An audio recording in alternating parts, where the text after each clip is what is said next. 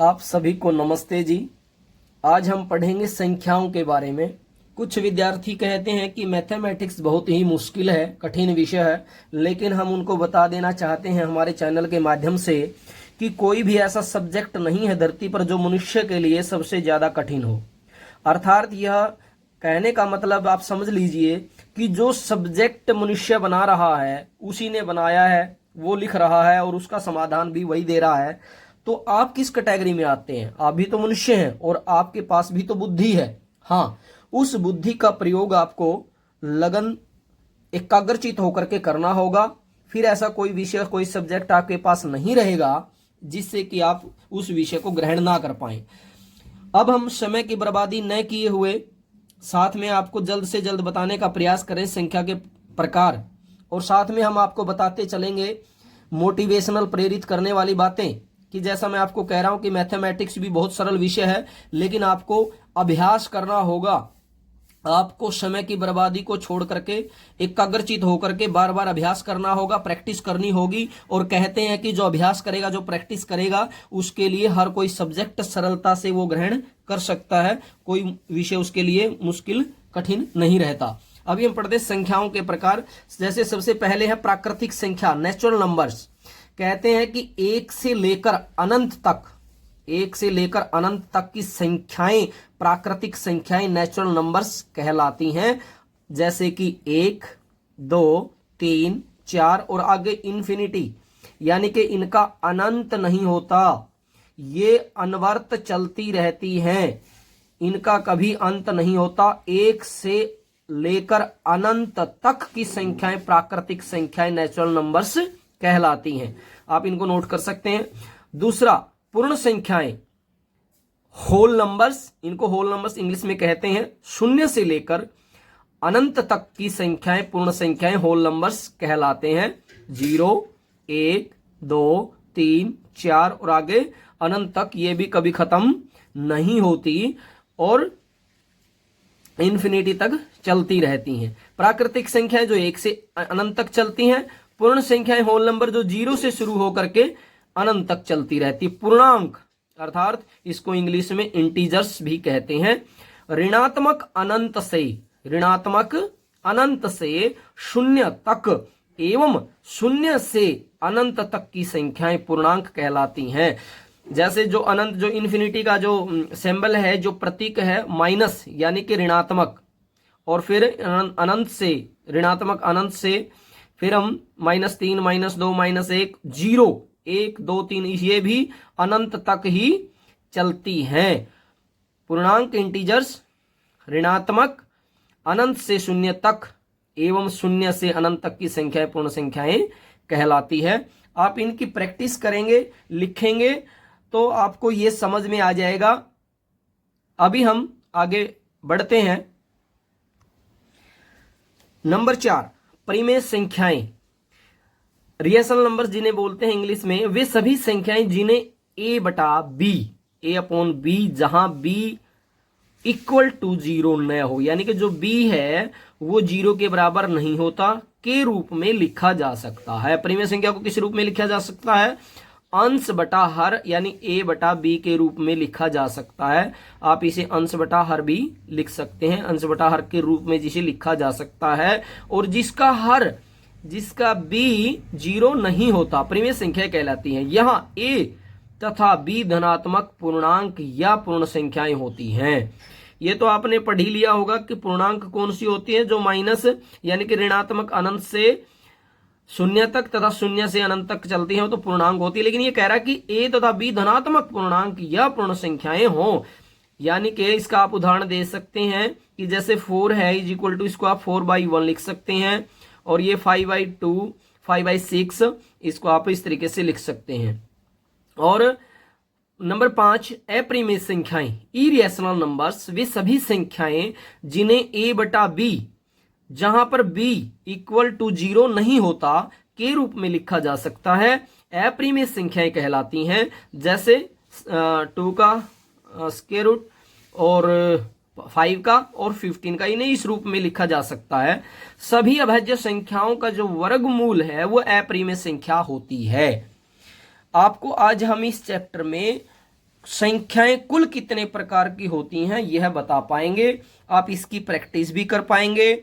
और इसके बाद में जो 10th क्लास का पहला चैप्टर है वास्तविक संख्याएं, उसके आधार के लिए, उसके बेसिक चीज के लिए मैं आपको ये चीज करवा रहा हूं ताकि आपको पता चल जाए और आपका जो बेसिक कॉन्सेप्ट है वो क्लियर हो और आपको किसी प्रकार की कोई परेशानी ना हो। अब हम आगे बढ़ते हैं।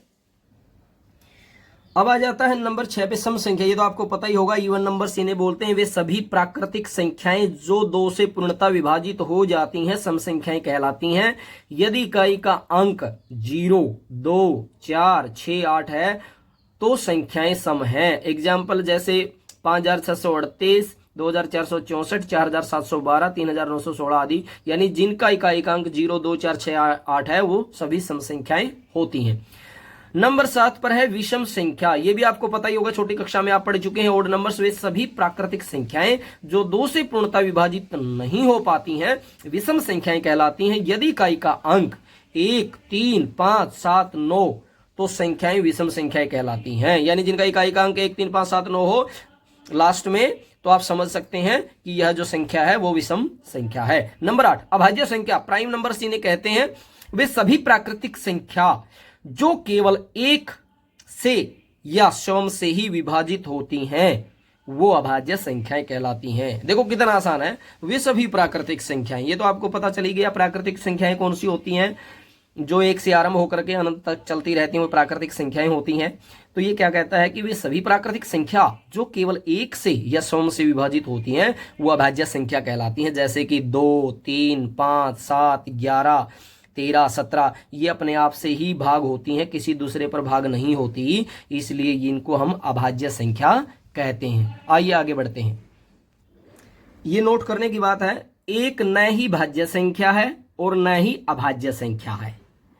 2 एकमात्र सम संख्या एवं अभाज्य संख्या। 2 एक ऐसी संख्या जो सम संख्या भी है और अभाज्य संख्या भी है। तो अब हम पढ़ते हैं 9 पे सह अभाज्य। को प्राइम नंबर्स 2 प्राकृतिक संख्याएं सह अभाज्य कहलाती हैं यदि उनका महत्तम समापवर्तक 1 हो, अर्थात 1 के अलावा कोई भी उभयनिष्ठ गुणनखंड न हो। एग्जाम्पल 2, 3, 3, 4, 5, 9, 13, 15, 15, 16 आदि। इसको भी आप समझ सकते हैं, बहुत ही आसान है। अब हम पढ़ते हैं नंबर 10 पे पूर्ववर्ती संख्या अर्थात प्रोसीडर्स नंबर्स। किसी भी संख्या के पूर्व में, किसी भी संख्या के पूर्व में अर्थात पहले आने वाली संख्या उस मूल संख्या की पूर्ववर्ती संख्या कहलाती है। इसकी गणना दी गई संख्या में से 1 घटाकर दी जाती है। फॉर एग्जाम्पल जैसे 1015 है तो इसकी पूर्ववर्ती संख्या आप समझ सकते हैं -1, यानी जो इससे पहले है वो 1014 होगा। बहुत ही आसान है, बहुत ही आसान। अभी आप पढ़िए, आप 11 नंबर पे प्रवर्ती संख्या। प्रवर्ती यानी कि सक्सेसर नंबर्स, यानी बढ़ते हुए आगे बढ़ेंगे। किसी भी संख्या के बाद में आने वाली वह संख्या उस मूल संख्या की प्रवर्ती संख्या कहलाती है। इसकी गणना दी गई संख्या में 1 जोड़कर की जाती है। जैसे वो 1015 आपने पढ़ा तो उसमें 1 जोड़ दीजिए तो 1016 हो जाएगा। जैसे 4019 है, इसमें 1 जोड़ दीजिए, बढ़ते हुए क्रम में लिखेंगे तो 4019 आ जाएगा। हम पढ़ेंगे संख्या वो गणितीय वस्तुएं जिनका उपयोग गिनने, मापने और नामकरण करने के लिए किया जाता है उन्हें संख्या कहते हैं। एक विद्यार्थी ने बीच में पूछा कि सर संख्या आप बता रहे हैं, विषम संख्या, सम संख्या, प्राकृतिक संख्या, भाज्य संख्या, भाज्य संख्या, लेकिन शंका ये रही कि संख्या किसे कहते हैं। ये विद्यार्थी का बहुत ही अच्छा क्वेश्चन था और इसका शंका समाधान भी किया गया है कि संख्या किसे कहते हैं। व्हाट इज नंबर्स, क्या है, व्हाट इज नंबर, नंबर क्या है। तो कहते हैं कि वो गणितीय वस्तुएं जिनका उपयोग गिनने में, काउंटिंग में, मापने में और नामकरण करने के लिए किया जाता है उन्हें संख्या कहते हैं। अंकगणित में कुल 10 संख्याएं होती हैं। विद्यार्थियों बहुत ही बेसिक बात है जो शायद आपको कोई नहीं बताएगा, मैं आपको बता रहा हूं। अंकगणित में कुल 10 संख्याएं होती हैं। 0, 1, 2, 3, 4, 5, 6, 7, 8 और 9 अंकों से मिलकर संख्या बनती है। किससे मिलकर के बनती है? अंकों से मिलकर संख्या बनती है। अभी हम पढ़ेंगे वास्तविक संख्याएं, रियल नंबर्स। परिमेय और अपरिमेय संख्याओं के सम्मिलित रूप से लिखने पर वास्तविक संख्या प्राप्त होती है। आपने परिमेय भी पढ़ लिया और अपरिमेय भी पढ़ लिया, तो ये क्या कहता है, वास्तविक संख्याएं कौन सी हैं कि जब परिमेय और अपरिमेय संख्या को हम मिला करके सम्मिलित रूप से लिखते हैं तो वास्तविक संख्या प्राप्त होती है। 2/5, 4/7, 11/13, √5, 11 और 11 का और 47 का। इसी तरीके से अवास्तविक संख्याएं, अनरियल नंबर्स, यह एक काल्पनिक संख्या है जिसका वास्तविक नहीं होता।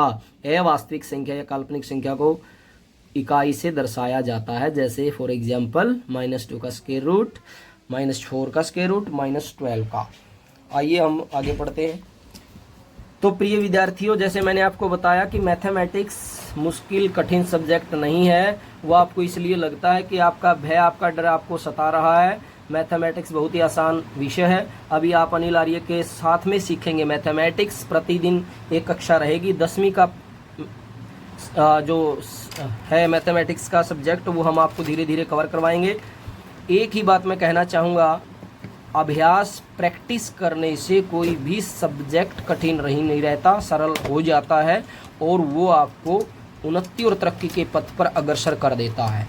और ये मैं आपको बार बार नहीं कहूँगा कि आप हमारे चैनल को, हमारे पेज को सब्सक्राइब ना करें, अपितु सब्सक्राइब तो करें ही करें, और साथ ही साथ में अपने जो आपके फ्रेंड्स हैं उनको शेयर करें।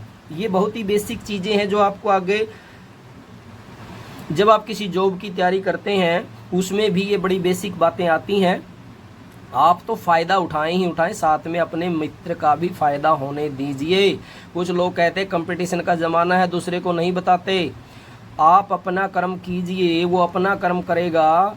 इसलिए, और वो जो आर्य समाज का नियम है ना, प्रत्येक को अपनी ही उन्नति में संतुष्ट नहीं रहना चाहिए, अपितु दूसरे की उन्नति में अपनी उन्नति समझनी चाहिए।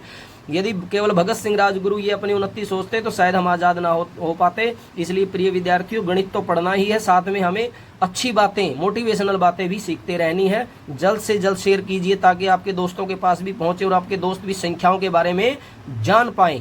नमस्ते जी।